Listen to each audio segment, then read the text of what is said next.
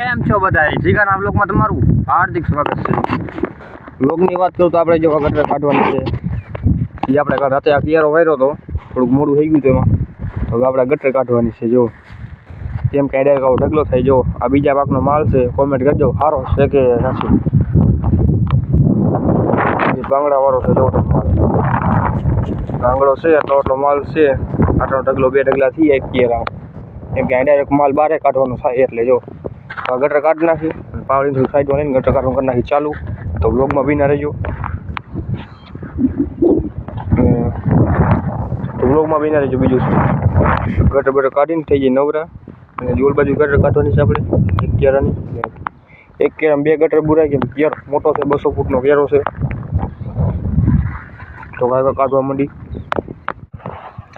તો અત્યારે આપણે આટલી ગટર કાઢી છે, જો આપણે આટલી ગટર કાઢી છે, નતાથી ગરમી ચડી ગઈ. ના પાછી કડ કરવાની, કેમ કે જ્યાં અહીંયા લોડર ભરવા મશીન ન આવે, જ્યાં અહીંયા બકેટ મારે ને તો માલ સીધો અહીંયા આવે, એટલે અહીંયા જગા કરવી પડશે. તો કાકા ફટાફટ કાઢીને ઘરે આવી લેજે ને. આજે આપણી ખર્ચી તો તમને બતાવું, બધા ખર્ચીમાં જવાવાળા ક્યાં કોને તમને બતાવું કોણ કોણ ખર્ચીમાં જાય છે, એટલે કે ભાવનગર રાશન કરવા તમને બતાવું. તો બ્લોગમાં આગળ બિના રહેજો. તો અત્યારે આપણે ગટર કાઢી નાખી, તમે જોવો તમને બતાવી દઉં. ગટર કાઢીને આપણે થઈ ગયા છીએ નવરા, ત્યાંથી ઘરે એક ગટર બાકી પડી, પછી નિરાતે કાઢવા આવશે, કેમ કે બધા ખર્ચીમાં જવાના છે. બતાવી દઉં તમને પણ, કારણ તો ઘરે આવેલા છે.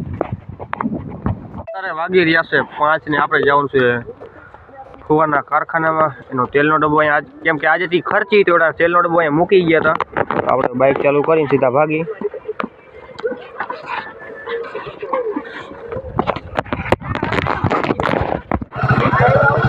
હા, એ તેલનો ડબ્બો મૂકવા જવાનો છે આપણે.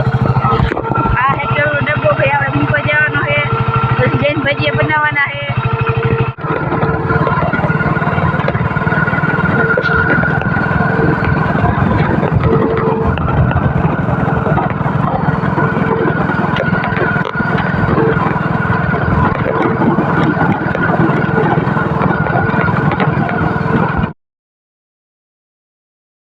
તો અત્યારે આપણે કુવાના કારખાને પાછા આવતા રહ્યા, તેલનો ડબ્બો મૂકીને જઈ છીએ આપણા ઘરે. અને ટાઈમ આપણા પાસે આટલો બચ્યો છે, તો કાંઈ ફટાફટ ઘરે આવેલા જાય.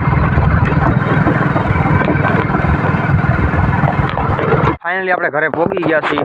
તમે ટાઈમ જોઈ લેજો, 6:40 થઈ ગઈ છે, અને આપણે ઘરે પહોંચી ગયા છીએ. તો ફરી સવારે મળીશું એક નવા વ્લોગ સાથે, એક નવા અંદાજમાં.